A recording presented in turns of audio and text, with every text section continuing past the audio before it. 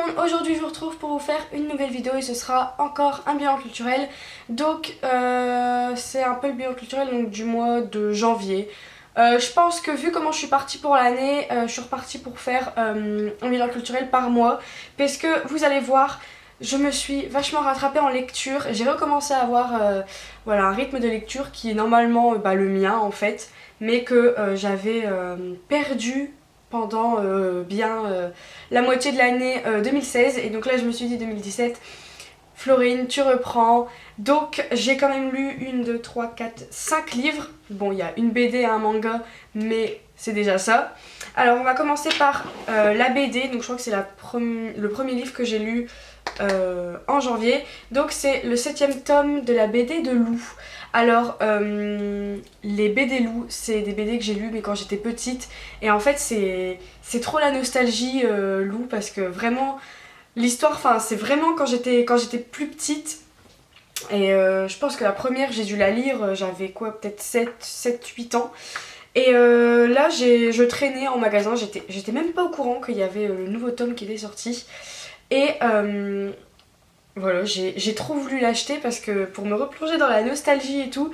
Et j'ai pas été déçue parce que déjà, merci, le style graphique, mais ça m'avait trop manqué, enfin j'aime trop.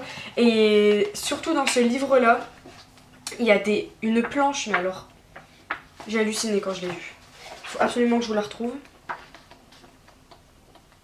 Voilà, celle-là. Voilà. Genre c'est magnifique et il y a vraiment beaucoup de jeux de lumière, enfin voilà, donc ça m'a fait trop plaisir et voilà, je peux pas trop le noter parce que, enfin si je le noterais je mettrais une très bonne note parce que voilà c'est trop sentimental, mais voilà, si vous ne faites pas partie des gens qui ont connu Lou dans votre enfance vous aurez du mal à la comprendre, mais vraiment j'ai adoré. Ensuite j'ai lu en manga le premier tome de la série, alors excusez-moi si je le prononce mal, peut-être il y a des gens qui connaissent bien, Full Metal Alchemist, aucune idée. Je connaissais pas du tout et en fait c'est mon copain qui m'en a parlé une fois et qui m'a dit bah t'aimerais bien parce qu'il avait lu ça quand il était petit. Il y a des animés mais moi je suis pas du tout fan des animés de manga, j'en ai regardé l'adaptation de la série Orange, je vous avais dit que ça m'avait plu mais plus pour une fois en fait. Je pense que je regarderai plus d'animés de manga parce que ça me saoule en fait. Et je préfère largement avoir les planches, je sais pas si ça se dit des planches pour des mangas, devant les yeux. Donc voilà, donc mon copain m'a dit que c'était vraiment un tome qui posait les bases de l'histoire, qu'il n'y avait pas vraiment encore de développement. Et j'ai quand même bien aimé, du coup je vais continuer la série, je sais pas si je la terminerai parce qu'il y a quand même 27 tomes et un tome c'est 7 €, du coup 27 x 7, bon je pense que si je la finis un jour je vais mettre des années parce que bon j'ai pas non plus des 1000 et des 100 à mettre dans des mangas parce que ça se lit en une demi-heure quoi. Mais j'ai bien aimé, donc pour faire court c'est l'histoire de deux frères qui sont alchimistes et c'est un peu de la fiction, il y en a un qui... c'est genre une armure et genre il a pas de corps en fait, c'est une armure vide, bref. Donc voilà, je vous en reparlerai quand je continuerai la série et qu'il y aura vraiment le développement de l'histoire. Ensuite pour les romans, j'ai commencé l'année avec Younger de Pamela Redmond Satran aux éditions de Noël. Donc voilà, c'est un bouquin que j'ai eu en occasion, j'en avais beaucoup entendu parler quand c'était sorti, il me semble, et je voulais le lire et j'avais jamais... Enfin j'avais d'autres priorités de livres, et donc là je l'avais vu en occasion pour... excusez-moi, pour 4 €, du coup je me suis dit bah c'est l'occasion. Et j'ai bien aimé, mais c'est pas non plus un coup de cœur. J'ai passé un bon moment, c'était une bonne lecture. Le début est un peu long et une fois que ça se met en route, tu tournes les pages sans même t'en rendre compte et tu finis très vite le livre. Je m'en souviens, j'étais avec ma soeur une soirée et je le lisais, elle me disait tu vas le finir ce soir, je lui ai dit bah non, t'as vu tout ce qu'il me reste à lire, et en fait je l'ai fini ce soir là parce que vraiment je me rendais pas compte des pages qui tournaient.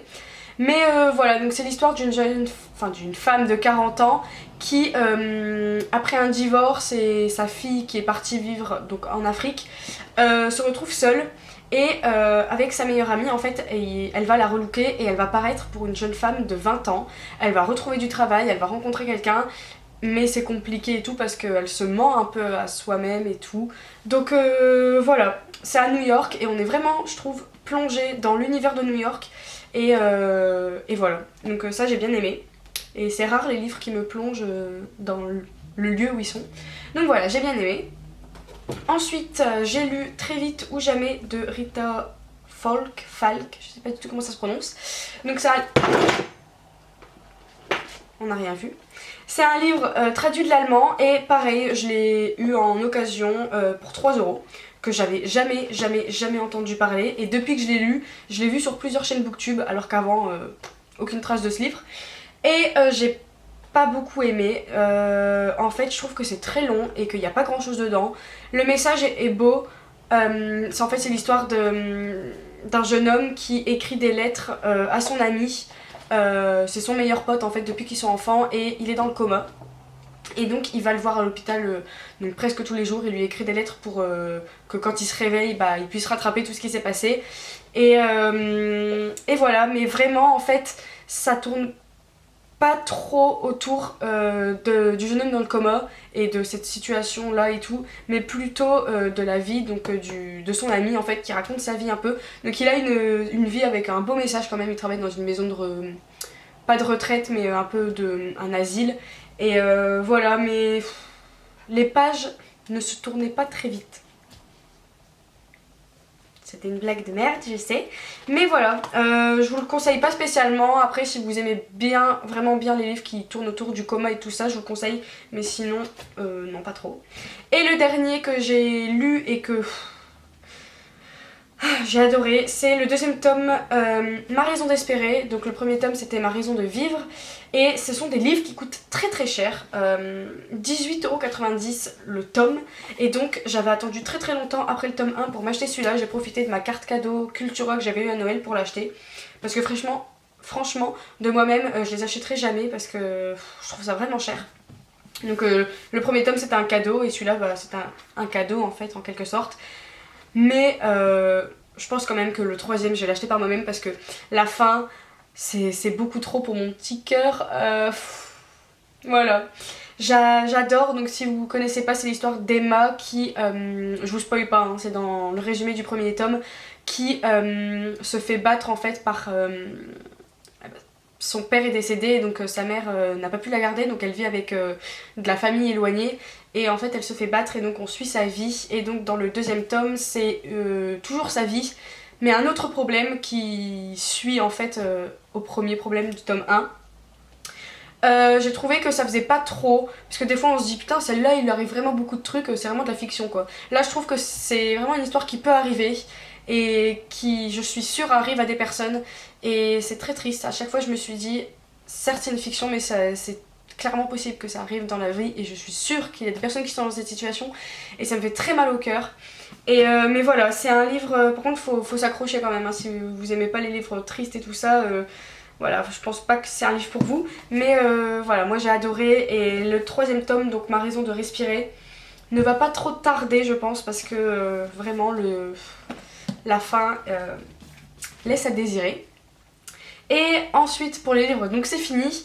Pour changer, je crois que je vous ai jamais parlé d'un jeu vidéo dans mes bilans culturels, mais là j'ai un jeu vidéo à vous parler. Il s'agit de Jak and Daxter de Precursor Legacy. Donc c'est un jeu auquel je jouais quand j'étais petite, mais je vous dis même pas le nombre de souvenirs que j'ai sur ce jeu. Et en fait je l'avais complètement oublié. Et mon copain a acheté une PS2 et je lui avais dit putain quand j'étais petite j'avais une PS2 et je jouais beaucoup à un jeu mais je me souviens plus du tout duquel. Et quand ma soeur m'a rappelé que c'était ça, que j'étais voir sur internet et que j'ai revu la couverture du truc et tout, mais j'ai halluciné, j'ai fait putain il me le faut absolument. Donc je l'ai commandé, ça coûte vraiment pas cher, je crois que j'ai payé 7,30 €. Et putain, ça me rappelle trop de souvenirs de quand j'étais petite. Et le jeu est vraiment pas mal. C'est pas le genre de jeu où vous voyez où si vous n'arrivez pas à une mission, vous pouvez pas avancer dans le jeu. Non vraiment, il y a plein de trucs à faire en même temps. Et puis c'est pas trop compliqué non plus. Donc voilà, je vous conseille vraiment, il y a plein d'autres jeux dans la série Jak and Daxter, même sur PS3. Mais voilà. moi j'avais la nostalgie de le faire sur PS2 et puis bon mon copain a acheté une PS2 donc autant en profiter.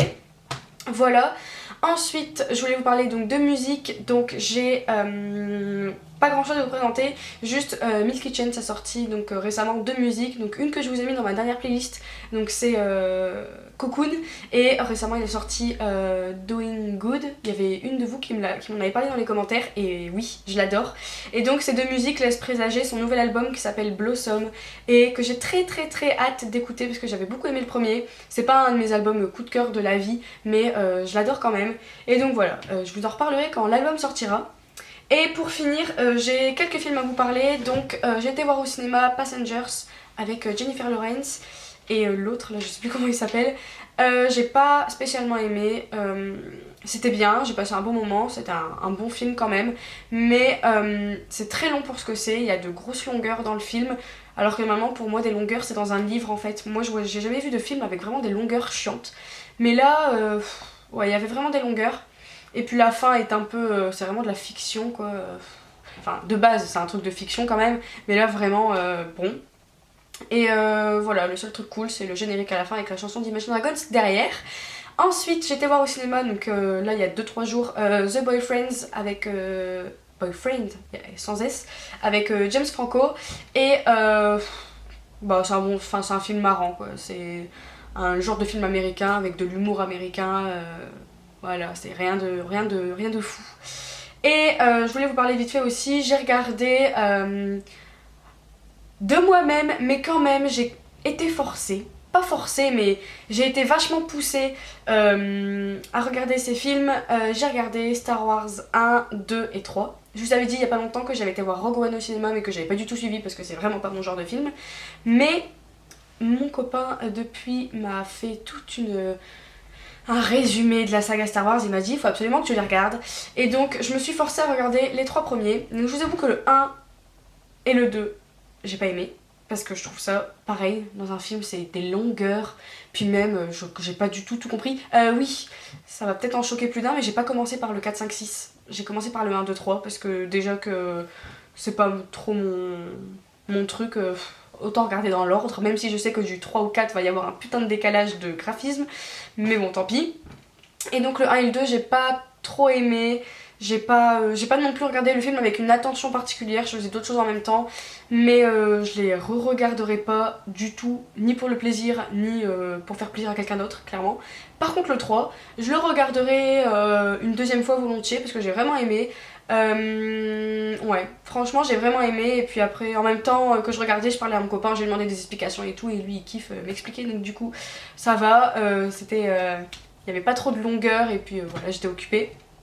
Mais le 3 j'ai beaucoup aimé, voilà notamment bah, après c'est toute l'histoire d'Anakin forcément qui se termine, enfin qui se concrétise dans le 3, donc j'ai beaucoup aimé. Et je suis un petit peu tombée amoureuse de R2D2, je l'avoue, je le kiffe.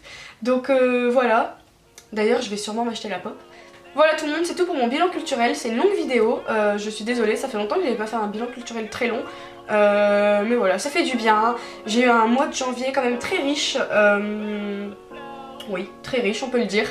J'espère que le mois de février ça sera pareil. Pour le mois de février je me suis lancé le challenge petit mois petite lecture fait par Audrey du Souffle des mots. Donc sa chaîne YouTube c'est Le Souffle des mots, je vous mettrai en barre d'infos. Et donc je me suis inscrite à ce challenge et donc j'ai 1, 2, 3, 4, 5...